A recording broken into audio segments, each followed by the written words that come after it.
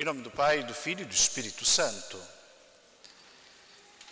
Caríssimos fiéis, nesse domingo, a Sagrada Liturgia nos chama a elevar um grande júbilo a Deus, pelas maravilhas que realizou em nós. E dentre as parábolas, Nosso Senhor escolhe esta que nos incita a virtude do discernimento. Discernir. Dom este do Espírito Santo, tão necessário nos tempos confusos em que vivemos. É preciso discernir nas coisas e não permanecer apenas na aparência delas, na comum aparência das coisas, mas ver os seus frutos. Meu falecido avô dizia que nunca se devia julgar uma pessoa antes de ter comido um saco de sal a seu lado. E quando ele fala, não é aquele de 1 quilo. Eles compravam sal de 50 quilos. Sal é uma comida que se come, um tempero, desculpe, que se come aos poucos. Não se suporta se for muito exagerado. Mas sem sal as coisas ficam insossas. Leva quase uma vida para se comer um saco de 50 quilos de sal. Nisto queria a sabedoria simples de meu avô ressaltar o discernimento. Não ficar com a aparência das coisas. Nosso Senhor nos propõe esta parábola dos falsos profetas misturados com os verdadeiros. Ambos dizem que Jesus é o Senhor, mas apenas um entra no reino dos céus, o que faz a vontade do Pai que está nos céus. A isto nosso Senhor chama de frutos. Podemos comparar com a parábola do joio e do trigo, que crescem no mesmo campo. Podemos comparar também com a outra parábola, a da rede lançada no mar, que traz em si todo tipo de peixes, bons e maus. Esta é a realidade em que nos encontramos, seja seara, o pomar ou o mar de Cristo, de Deus, da Igreja. Aqui se recolhe todos os tipos de árvores, de plantas e de peixes. Coisa boa são as parábolas.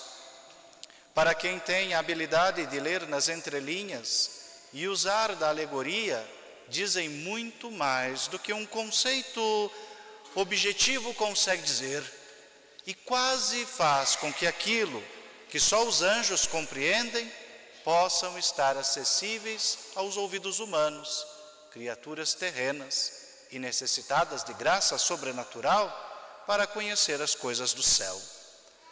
Mas sabendo da nossa fraqueza e da nossa inabilidade, invoquemos o Espírito Santo, que é Deus de Deus e procede do Pai e do Filho, para que Ele, luz santíssima, ilumine nossas mentes e tal parábola não passe desapercebida, mas revele seu verdadeiro sentido. Que são estes frutos? Que são estas árvores? Por que nosso Senhor escolhe este pomar para nos falar?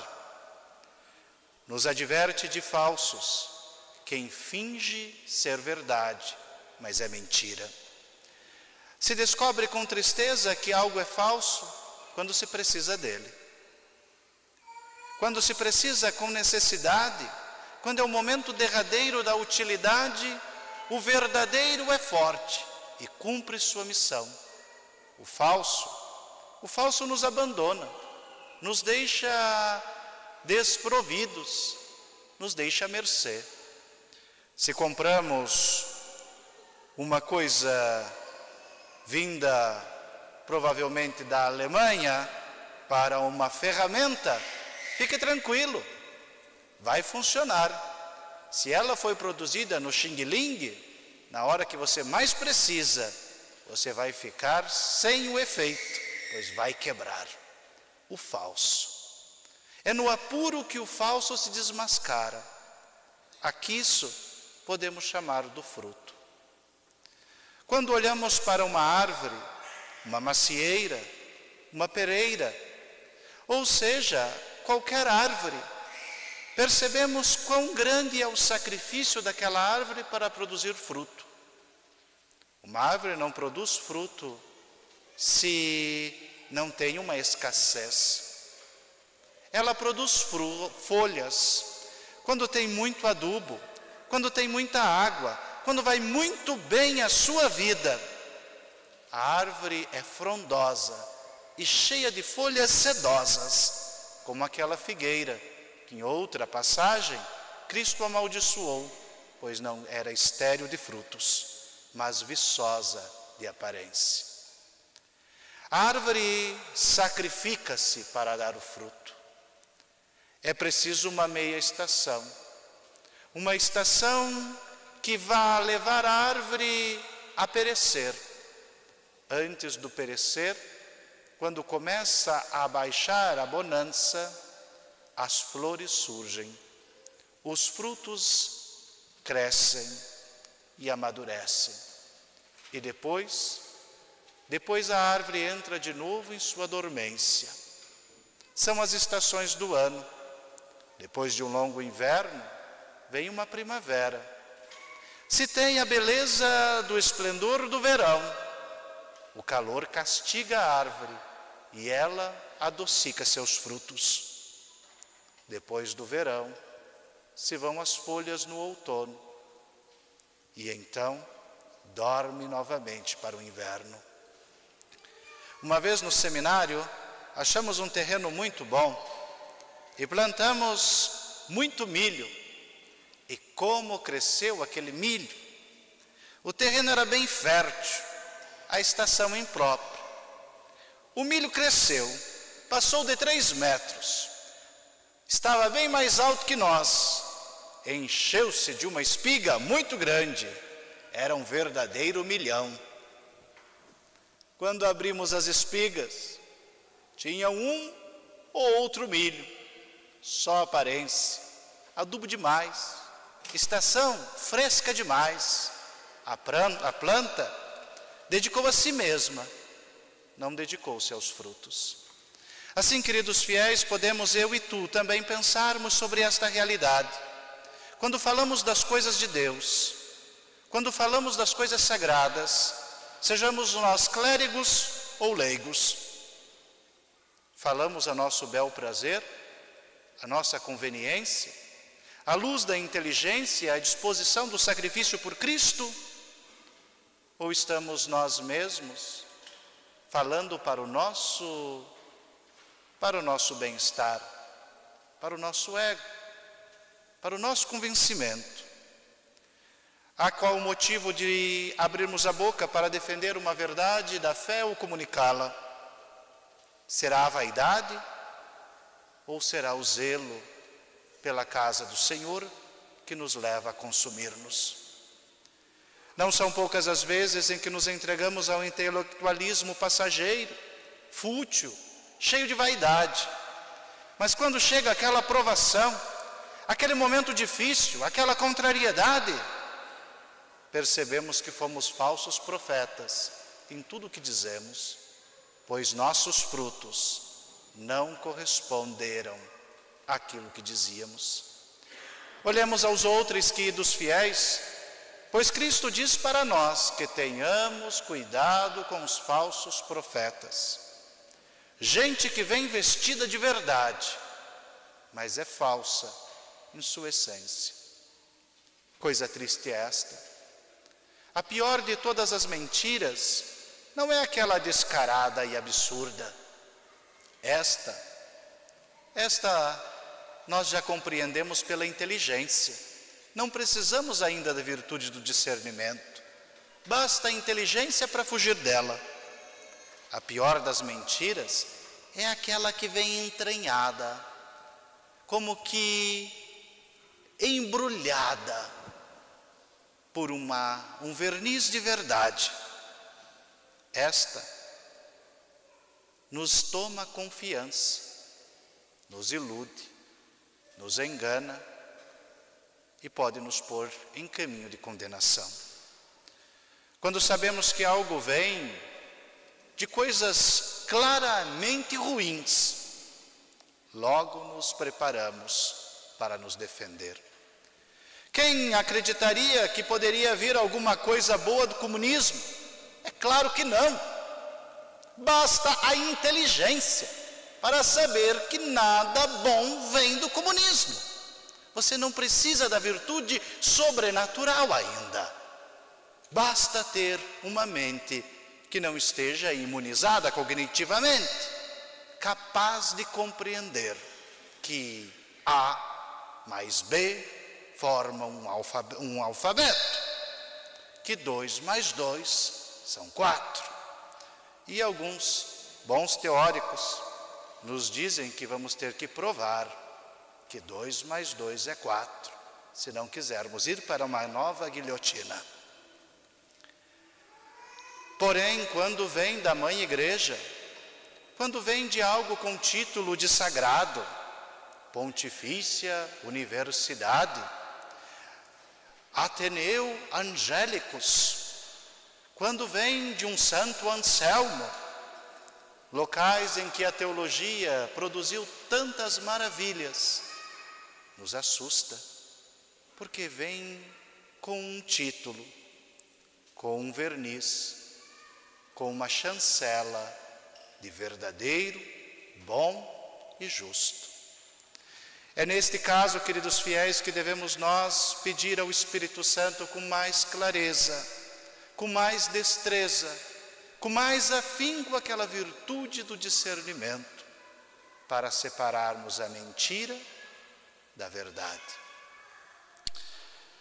Uma vez, enquanto estava estudando a teologia, em um dos cursos, alguém disse, um professor: não importa quem diz, importa o que diz, se é sustentável teologicamente.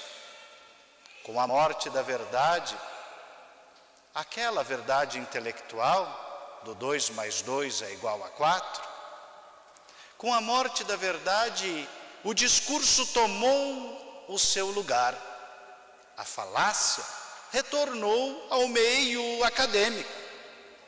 A retórica usurpa a qualidade de dar aspecto de certo ao torto.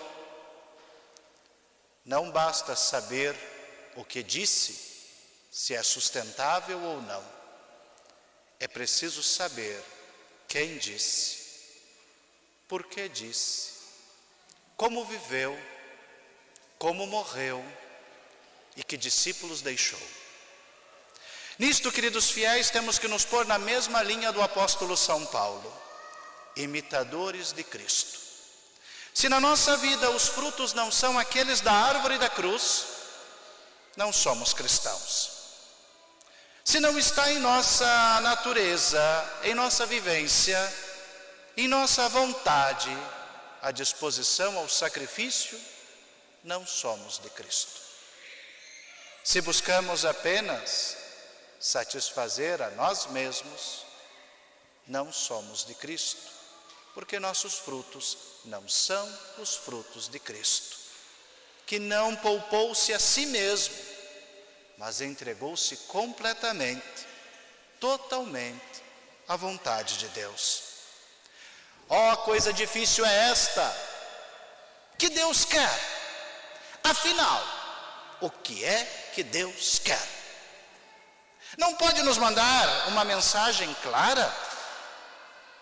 Como seria mais fácil a nossa vida, se além daquele querer divino, revelado e claro nas Escrituras, o Senhor também se dispusesse a nos dar o seu querer particular.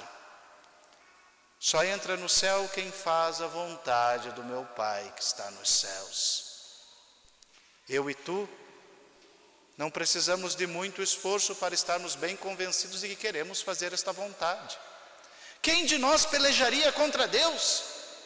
Que absurdo seria! Não pelejaríamos jamais contra o Senhor. Mas afinal, o que Ele quer?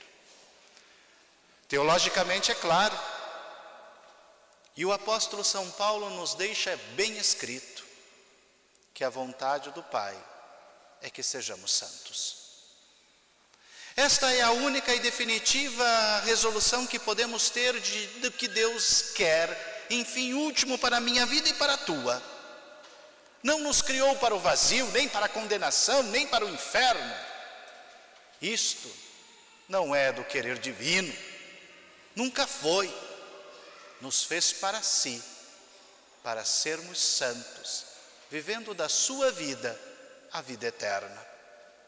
Tudo isso, queridos fiéis, é obra do pecado, da má vontade, é obra da sedução maligna, da rebeldia, da desfiguração de quem realmente somos. A morte, a condenação, a perdição eterna.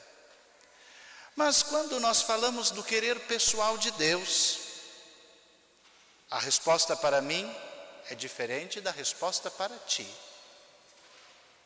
Uma coisa Deus quer dos clérigos, outra dos solteiros, outra dos casados, outra dos religiosos. A cada um, o Senhor manifesta a sua vontade pessoal e própria. Isto é fato. O que é precioso a uma vocação pode ser uma armadilha para outra, diz São Francisco de Sales, que repreende as obras que são tidas como boas, mas que são impróprias para aquele estado de vida. Vai dizer que se um bispo, ele bispo, se preocupasse com as coisas temporais da igreja, como um cartucho, pecaria e pecaria gravemente.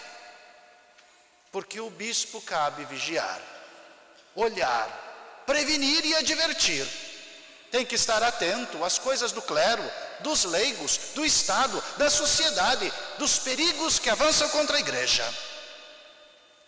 Se um franciscano se preocupasse mais em alimentar os pobres do que com a sua própria pobreza, pecaria e pecaria gravemente.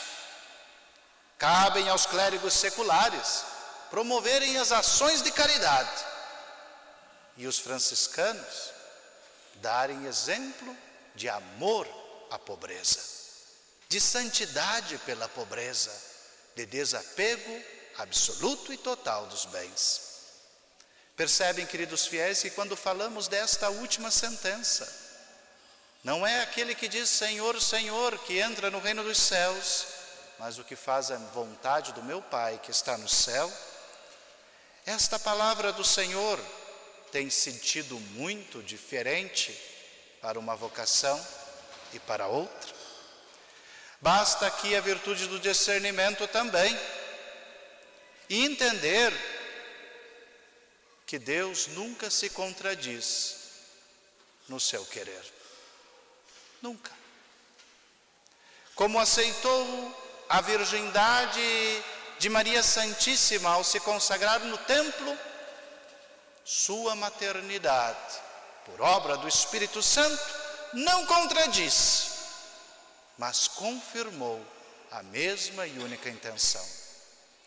Não podemos querer que as coisas de Deus aconteçam do nosso modo, pois Deus é maior. Mas podemos entender que se o Senhor já nos deu a conhecer sua vontade, tudo mais em nossa vida jamais estará em contradição com isto. Ao Pai cabe ser Pai, ao Padre cabe ser Padre, ao religioso cabe ser religioso, ao homem que se dedica às coisas de seu trabalho, cabem estas, e ambas se tornam a porta do céu, a vontade de Deus pessoal e atuante. Importa sim saber quem disse a teoria, como a viveu, como morreu e que discípulos deixou. Pelos frutos conhecereis os verdadeiros e os falsos profetas. Que o Senhor nos ajude a termos esta preciosa virtude em dias tão difíceis para a verdade. Louvado seja nosso Senhor Jesus Cristo.